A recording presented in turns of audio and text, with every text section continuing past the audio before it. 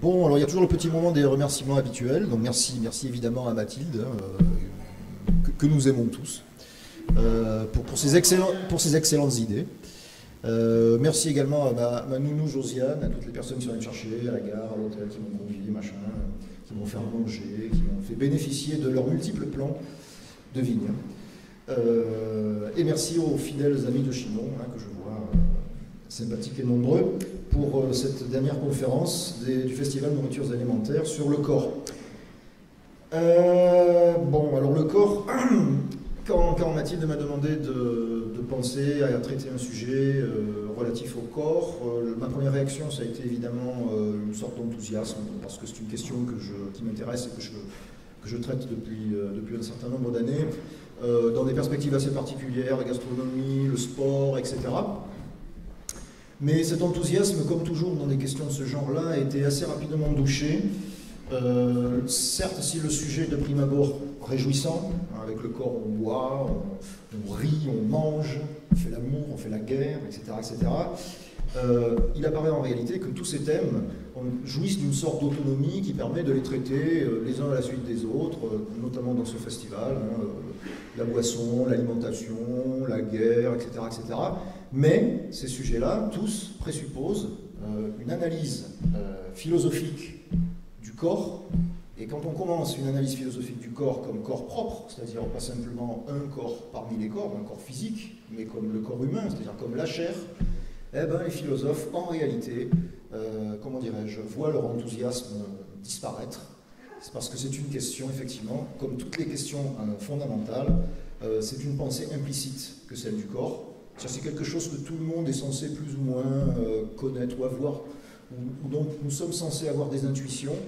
Dès qu'il s'agit d'en parler, ça devient beaucoup plus compliqué, et la pensée, en quelque sorte, est à la peine dans ce sujet-là. Donc en réalité, je voulais faire quelque chose d'assez marrant, d'assez festif, d'assez prime-sautier, et c'est pas possible. Donc je suis désolé. Ouais, ça va être de la hard philo. Voilà. Donc voilà, donc la pensée est à la peine, mais je vais vous expliquer pourquoi, et vous verrez, vous serez aussi plombé que moi à la fin, c'est comme ça. Donc avec Rabelais, c'est même la double peine. C'est la double peine parce que Rabelais n'est pas un philosophe au sens académique du terme. C'est quelqu'un qui a une philosophie, c'est quelqu'un qui est philosophe en ce sens où il est penseur. C'est pas un philosophe comme moi, par exemple, c'est-à-dire quelqu'un qui est appointé par l'université pour débiter du concept à la tranche. Eh oui. Donc en fait, il demande à être interprété, et l'acte littéraire de Rabelais, comme tous les actes littéraires, en tant qu'il émane d'un individu situé, il est énigmatique, comme si Rabelais demandait à son lecteur, sur ce point particulier du corps, essaye donc de deviner pourquoi la représentation du corps est si proliférante dans mes livres. Fais-toi une interprétation. Alors, je suis à l'affût de tous les indices que donne Rabelais, et si Rabelais posait cette question, ça me fournirait un point de départ. Pour un philosophe académique comme moi, coucou, c'est moi, cette question signifie quelque chose comme « essaye de deviner ce à quoi je m'oppose ». Parce qu'il est de règle de penser que lorsqu'un auteur fait jaillir des questions avec une certaine force et une certaine permanence, une certaine continuité, c'est qu'il y a toujours en lui la pensée de quelque chose à quoi il s'oppose.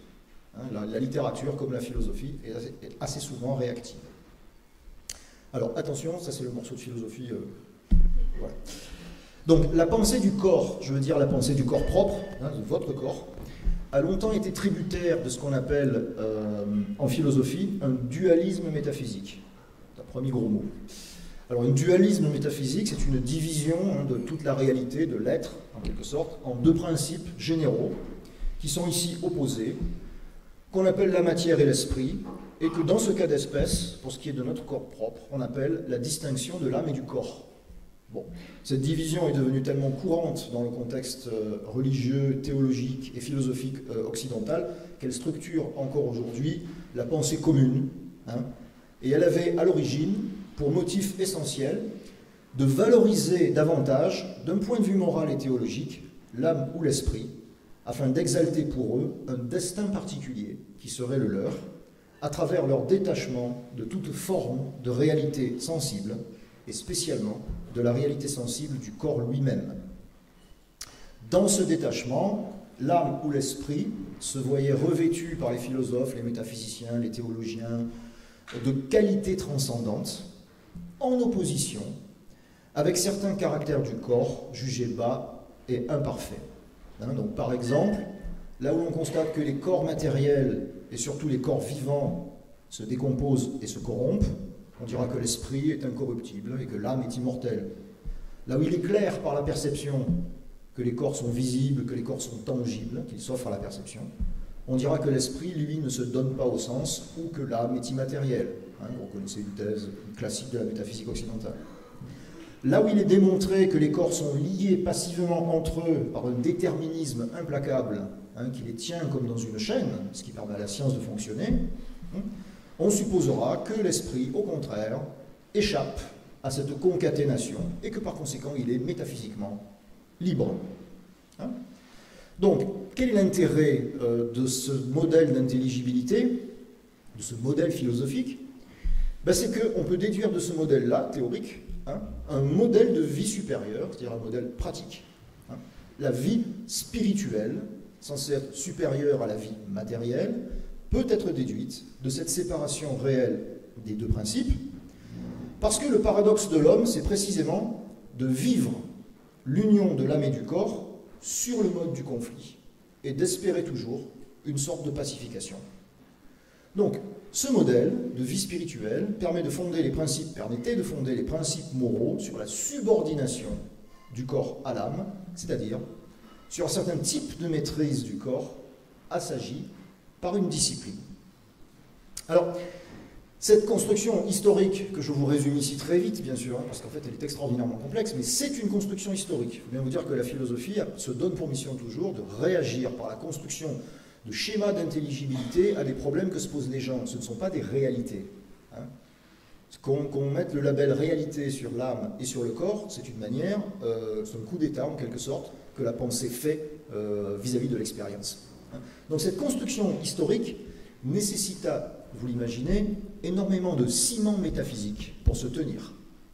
En réalité, cette construction n'est pas du tout première, elle n'est pas originaire. Ce qui est originaire, c'est une sorte de monisme primitif, c'est-à-dire non pas la division de la réalité en deux principes, mais l'affirmation du seul principe qui semble être immédiat à nos sens, et qui était un principe matériel plus ou moins spiritualisé. Le dualisme arracha la notion d'âme à ce monisme originaire. Ce monisme, vous le retrouvez, alors monisme, voilà, c'est dualisme, monisme. Monisme, un principe, dualisme, deux principes. Bon.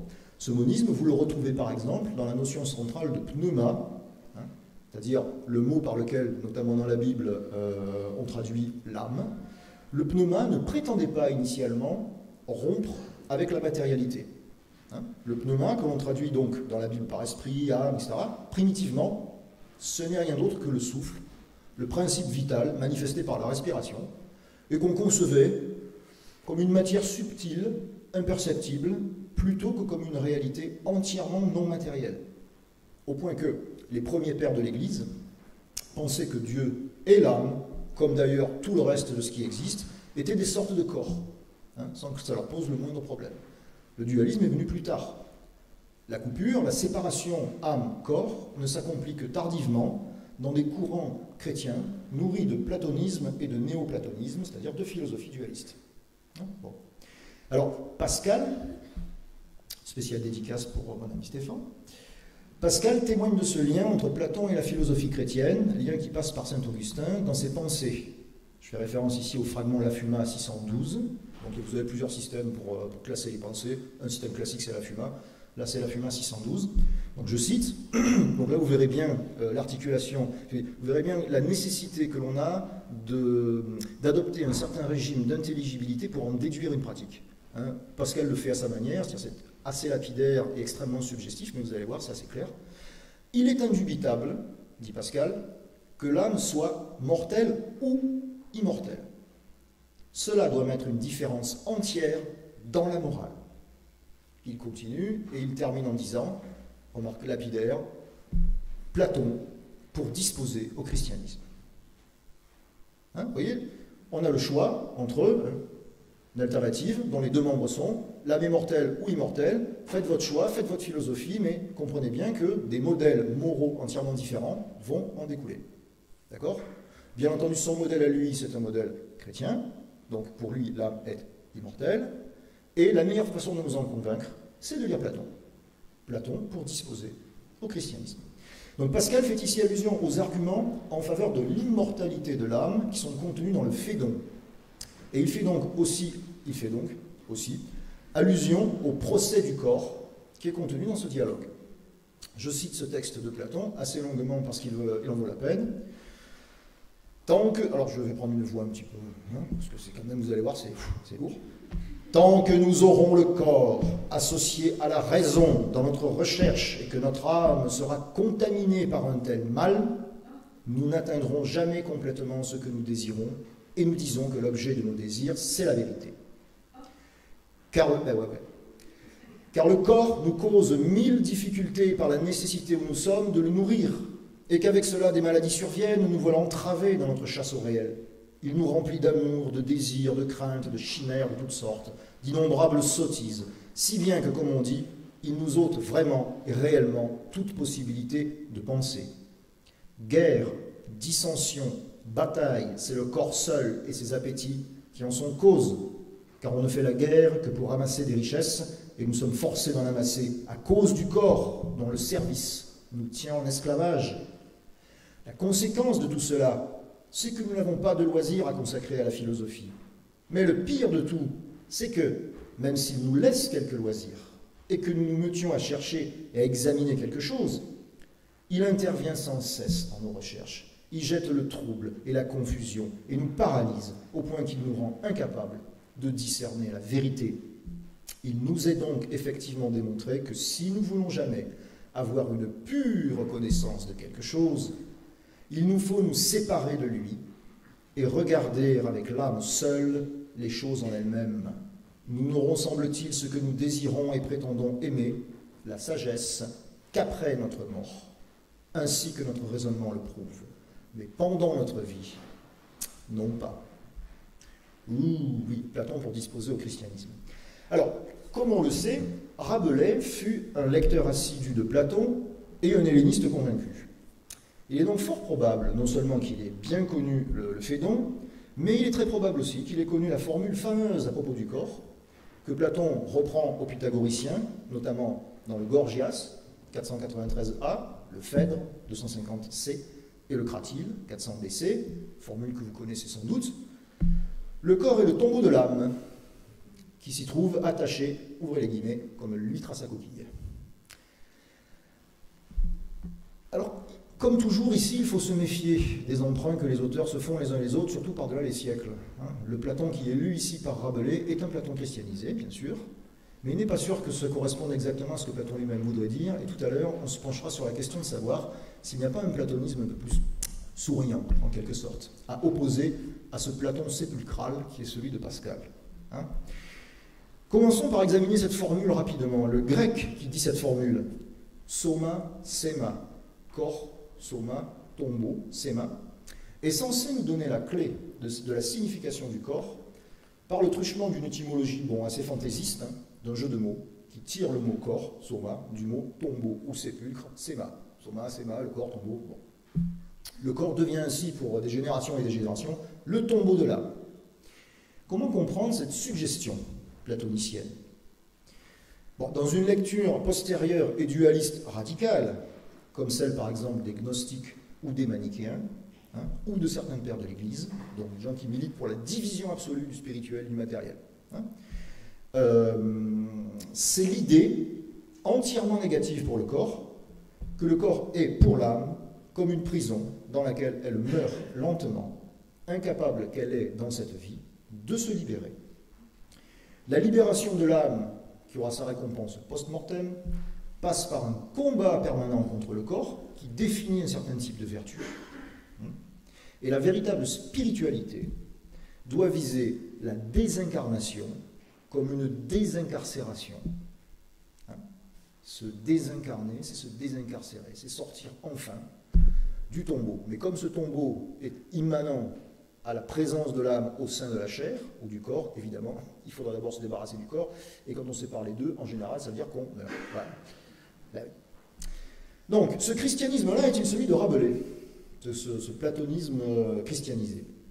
Eh bien, pour faire court, je vais dire que non. Hein, voilà, je vous donne direct la conclusion. Je vous dis que nous allons voir en conclusion que le platonisme de Rabelais est en un sens beaucoup plus authentique que le platonisme sépulcral lu avec les lunettes de Pascal. Platonisme augustinien qui nourrit notamment le dolorisme de Luther. Hein. Alors comment montrer ça? Comment du moins... Alors le montrer c'est compliqué, hein, on a 25 minutes, etc. Et puis en tant que non-spécialiste, il me faudrait beaucoup de travail dans les textes même. Donc je vais chercher quelques indices pour montrer qu'au moins la suggestion n'est pas complètement farfelue. Alors mon indice c'est quoi? Ben, c'est l'analyse d'un thème fameux dans le Gargantua, qui est mon roman préféré. C'est celui de l'abbaye de Thélème. Voilà. Alors pourquoi l'abbaye de Thélème? L'abbaye de Thélème, donc ce sont les épisodes qui arrivent tout à la fin du roman. L'abbaye de Thélème, construite par Gargantua pour remercier frère Jean de son concours à la victoire dans la guerre contre Picrocole, c'est l'une des premières utopies littéraires modernes. Donc c'est un lieu qui est entièrement déterminé par un idéal, et par conséquent on peut considérer qu'il exprime, d'une certaine façon, la pensée de Rabelais sur ce à quoi devrait ressembler une société parfaite. Bon. Or la société parfaite est précisément celle qui, avant l'épisode de Thélème, tout à la fin du roman, se dégage par contraste avec le chaos terrible des événements du siècle qui font la trame du reste du roman et sont le reflet littéraire des nombreuses guerres du XVIe siècle. À la triste réalité des sociétés déchirées par les conflits, ou des conflits entre des rois violents et ambitieux, à la dissension générale, il faut opposer l'idéal d'une société parfaitement pacifiée. Et cette pacification commence, là aussi vous avez un thème platonicien, hein, commence dans le microcosme individuel par un bon gouvernement de soi-même, comme dans la cité platonicienne. Ce bon gouvernement de soi produira dans la cité une harmonie sociale qui est certes assez inquiétante, aussi inquiétante que celle de Platon, puisque je vous rappelle le passage, par cette liberté, entrèrent en louable émulation de faire tout ce qu'à un seul voyait plaire. Si quelqu'un disait buvons, tous buvaient, s'il disait jouons, tous jouaient, s'il disait allons à l'esbas, chant, tous y allaient. Bon, bref, on a une harmonie, mais d'une société, je ne sais pas, dans laquelle on n'aimerait peut-être pas vivre. Bon, bref. Or, c'est précisément là le problème du gouvernement de soi, hein, qui après déteint sur le reste de la cité, c'est précisément là le problème qui a déterminé l'exigence utopique d'un lieu imaginaire. Comme le dit en effet lui-même frère Jean, dans ce petit passage, restait seulement le moine à pourvoir, lequel Gargantua voulait faire abbé de Seuilly. Mais il le refusa. Il lui voulut donner l'abbaye de Bourgueil ou de Saint-Florent, laquelle mieux lui dirait, ou toutes les deux s'il les prenait à gré, mais le moine lui fit réponse péremptoire que de moine il ne voulait ni charge ni gouvernement. Car comment, disait-il, pourrais-je gouverner autrui qui moi-même gouverner ne saurait? Si vous semblez que je vous ai fait et que je puisse à l'avenir faire service agréable, octroyez-moi de fonder une abbaye à mon devis.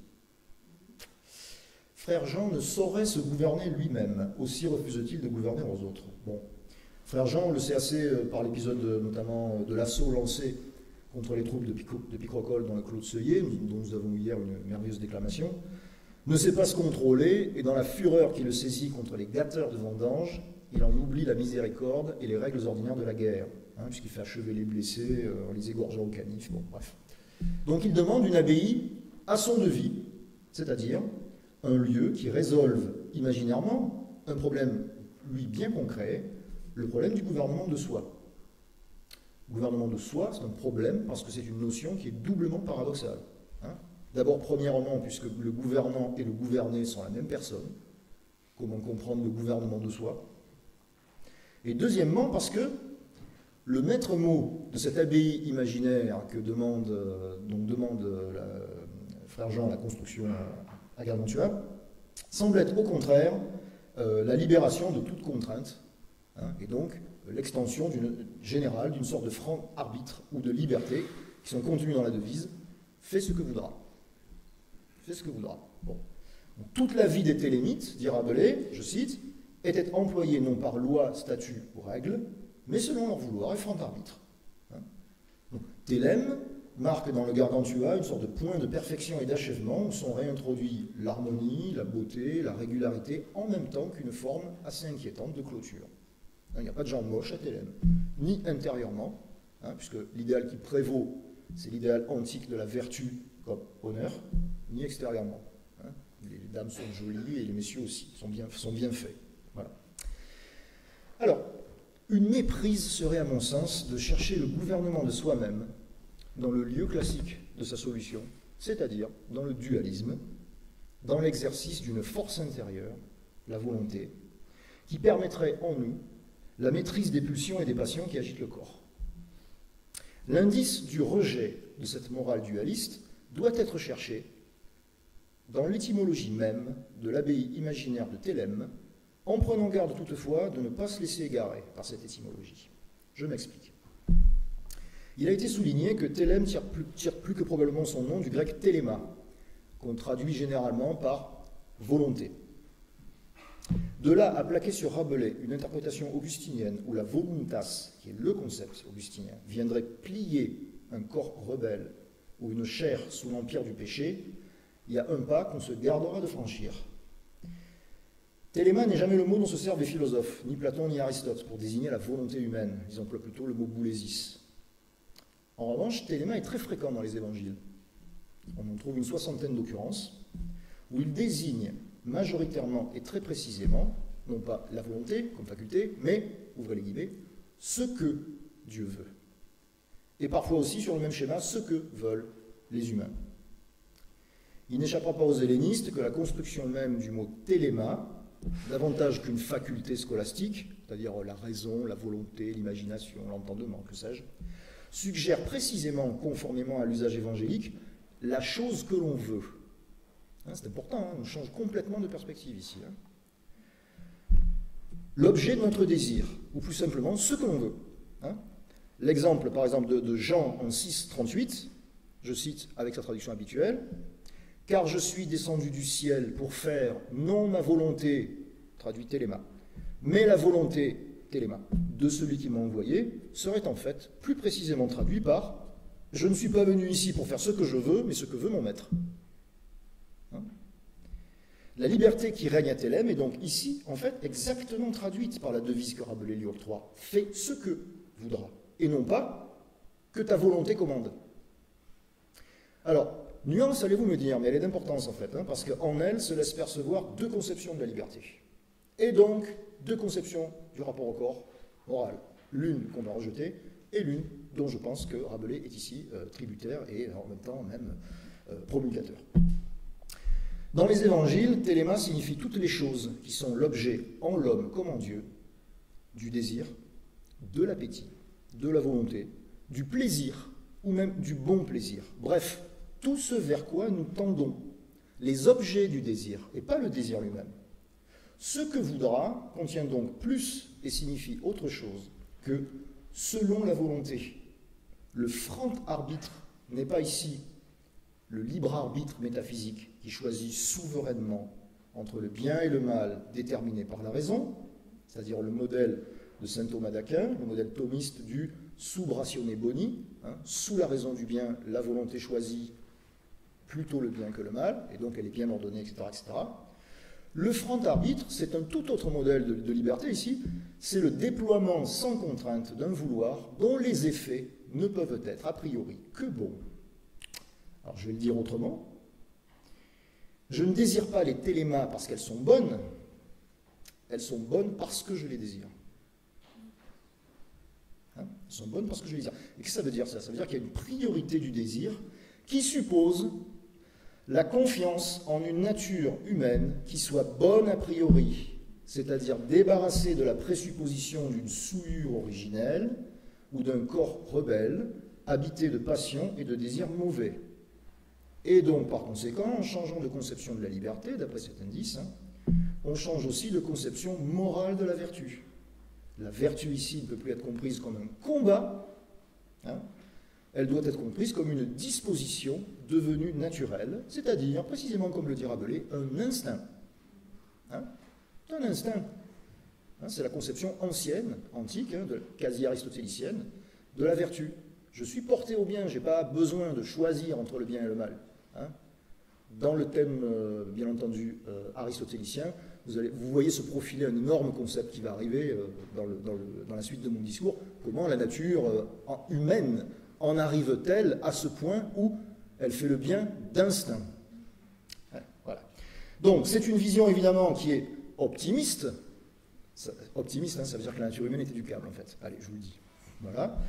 C'est une vision pré-rousseauiste, et même, à la limite, c'est une vision presque pré-anarchiste. Hein, puisque l'anarchisme, en fait, il est post-rousseauiste. Il se base sur l'idée que la nature humaine est bonne si elle n'est pas viciée par des contraintes qui ne sont pas celles de la nature, qui sont celles d'un certain type de vie en société. Dans cette vision optimiste, c'est la vision d'une nature humaine originairement bonne, si elle est éduquée par et pour la liberté, et qu'on peut donc laisser en liberté. Hein. Laisser en liberté, l'âme en son corps ne peut produire que des désirs et des actions bonnes. Donc, le problème du gouvernement de soi-même n'est pas résolu par la mise en place d'un système moral traditionnel qui articulerait raison, volonté libre et corps pulsionnel, toujours rebelle, toujours attiré dans le bon sens. L'utopie télémite indique au contraire que ce problème est résolu en réalité bien avant l'abbaye de Thélème dans le roman. Hein. En effet, une telle nature, débarrassée du divorce âme-corps, n'est pas pour Rabelais un don de la grâce, n'est pas non plus un état de sainteté. Pour Rabelais, ce ne saurait être qu'un effet purement humain de causalité naturelle, c'est-à-dire un état de santé produit par une bonne éducation. Hein. Donc, le corps sage, en quelque sorte, fait le saint santé, et le corps sauvage fait le malin. Hein. Supposer le corps sauvage, c'est supposer la diabolisation, c'est-à-dire, sans aller chercher le grand cornu, la séparation de l'homme d'avec lui-même. Hein. Le diabolé, en grec, c'est ce qui sépare. Le diable, c'est celui qui sépare. Donc, l'humanisme philosophique repose sur le refus de cette diabolisation. L'homme n'est jamais que le produit de lui-même. C'est ça l'humanisme, hein, prendre le parti de l'homme. Hein. C'est pourquoi l'idée de l'éducation comme régime thérapeutique prescrit par un médecin de l'âme et du corps est au cœur de l'humanisme. Hein. Au centre du triptyque composé dans le Gargantua par le corps, la guerre et l'éducation, se trouve l'homme réconcilié avec lui-même, qui est l'homme de l'humanisme rabelaisien. C'est pourquoi la liberté, comme spontanéité du vouloir, cette nouvelle définition très moderne de la liberté, sera conquise précisément chez Rabelais contre des formes extérieures de discipline, les lois, les règles, les statuts, et l'intériorité du vouloir, c'est-à-dire le désir de faire ce que je veux, n'empruntera jamais la forme de la contrainte, n'empruntera pas notamment la forme des règles monastiques, ni celle de l'éducation scolastique, mais elle sera le produit d'un certain travail de l'homme sur lui-même. Alors, attardons-nous quelques instants sur ce travail de l'éducation qui permet, selon l'ancienne définition grecque de la paideia, de l'éducation comme sortir de soi-même, qui permet d'accoucher de soi-même, hein, de sortir de soi-même le moi authentique, en quelque sorte. Attardons-nous un instant là-dessus. L'éducation de Gargantua fait table rase du passé. Premier point, hein, c'est vraiment une renaissance. Il s'agit d'abord de désapprendre. Ainsi, Ponocrates fait-il purger le cerveau de Gargantua, je cite, de toute altération et perverse habitude, par un médecin, afin de, je cite, lui faire oublier tout ce qu'il avait appris de ses antiques précepteurs. Hein, chapitre 23, les éducateurs sorbonnards. Bon. Mais que faut-il apprendre alors, une fois qu'on a fait table rase? Sous la direction de ses précepteurs, donc Ponocrates, mais assisté d'épistémon et de gymnastes, qui représentent respectivement la culture des savoirs, puisque épistémé désigne la science chez Platon, et la préparation physique, hein, la gymnasia, c'est l'exercice physique dans l'Antiquité, la première chose, et la chose essentielle que Gargantua apprend, c'est, devinez quoi? Yes! C'est à sortir de son lit. Gargantua, livré à ses anciens précepteurs, se complaisait dans une paresse mortifère qui, je vous le rappelle, hein, est la maladie des mauvais moines. C'est l'ascédie, c'est toute une littérature sur ce péché, qui est d'ailleurs le premier à être mis en avant comme péché principal par Cassien de Marseille, fondateur de l'abbaye Saint-Victor. Bon. Voilà. Donc, Gargantua proteste contre ce nouveau régime de leveto. Quoi, dit-il? N'ai-je pas fait suffisamment d'exercices? Je me suis vautré 6 ou 7 tours parmi le lit avant de me lever. N'est-ce pas assez? Donc le précepteur Ponocrates, dont le nom signifie précisément celui qui a la puissance de travailler, est celui qui, par son programme exigeant d'éducation, donnera un sens réel, concret à l'expression « fais ce que voudras ». Car sans l'accroissement de la puissance du corps par le travail, faire ce que l'on veut, c'est ne rien faire, c'est-à-dire c'est se retourner dans son lit. Ponocrates fait donc effectivement tirer Gargantua du lit à 4 heures du matin pour le préparer, lui faire la lecture et la leçon, et notamment lui faire suivre au cours de la journée un programme d'entraînement destiné, je cite, à exercer galantement les corps comme ils avaient les âmes auparavant exercés. Ce « comme ils avaient auparavant », exercer les corps comme ils avaient exercé les âmes, indique assez qu'ici, la hiérarchie âme-corps est clairement abolie. Ce programme d'entraînement, essentiellement tiré de l'art militaire, est un programme de conditionnement des forces athlétiques et des habiletés primaires du corps, nager, sauter, lancer, courir, soulever des haltères. C'est un multi-athlète.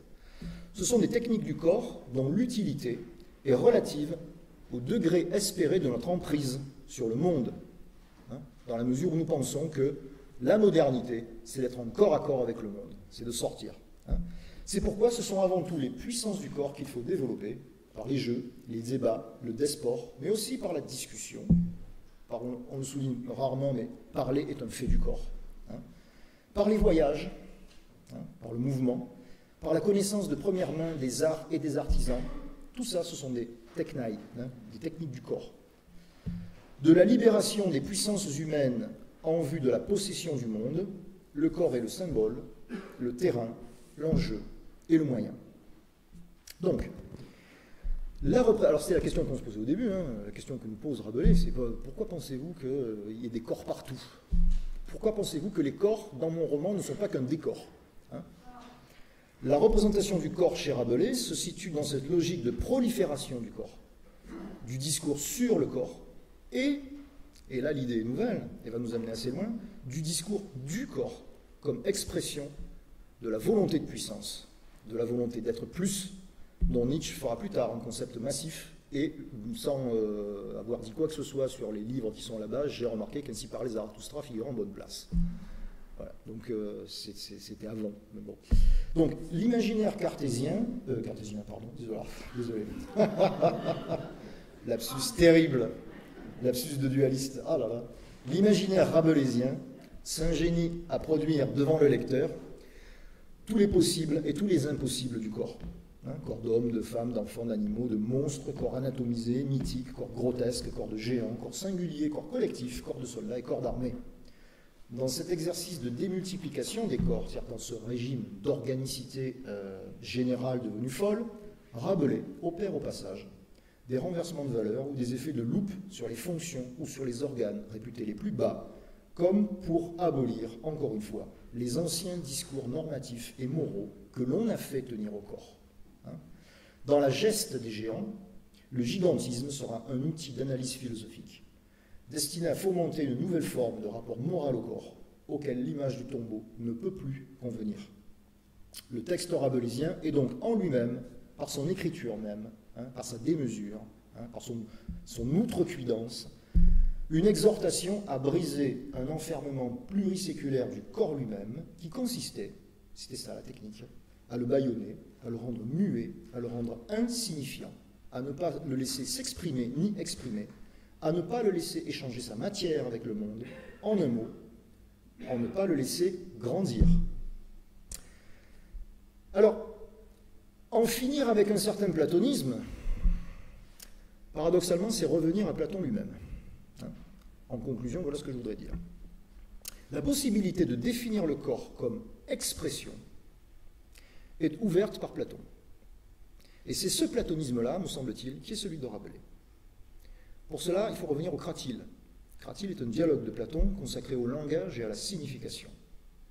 Dans le Cratyle, Platon propose pour soma sema, la fameuse formule pythagoricienne du corps tombeau, une autre explication qui substitue à l'enfermement la possibilité d'une inflation ouverte des discours. Je cite: Voilà un nom, soma, dont je juge grande la diversité et même considérable, si peu qu'on le déforme. Certains disent en effet du corps qu'il est le sépulcre, séma de l'âme, attendu que dans la vie présente, il en est la sépulture. Et encore, puisque c'est au moyen du corps que l'âme signifie, sémainei, ce qu'elle peut avoir à signifier, pour cette nouvelle raison, c'est à bon droit que le corps est appelé séma. Alors, ça a l'air de rien, ces petites lignes, hein, mais vous changez radicalement ici votre optique sur la signification de soma, séma. Séma, ici, doit être pris comme le signe tiré de sémainen, et non pas du sépulcre. Hein. L'image du sépulcre, elle prend un autre intérêt, une autre dimension, moins morbide, moins sépulcrale. Hein. Le sépulcre, c'est un signe double. D'abord, c'est un signe d'humanité, parce qu'on rend un hommage à quelque chose qui est signalé par le sépulcre, et c'est aussi le signe de la grandeur de ce qui se trouve à l'intérieur du tombeau. Selon l'analogie, le corps doit être considéré comme un signe, c'est-à-dire qu'il est la parole de l'âme, sa langue native et naturelle. Le corps est parlant et il ne cesse de se raconter. Ce que nous nommons l'âme n'est rien d'autre que le sens de la parole sempiternelle du corps. Ici, le cœur de la moralité se déplace définitivement de l'idée vieille d'une lutte intérieure contre la chair désordonnée vers l'expression du corps en sa pleine santé, en son plein exercice, sorte de verbe incarné dont le Gargantua, comme texte, corps de parole, parlant du corps, constitue la mimésis ou l'image. Donc, je vous remercie.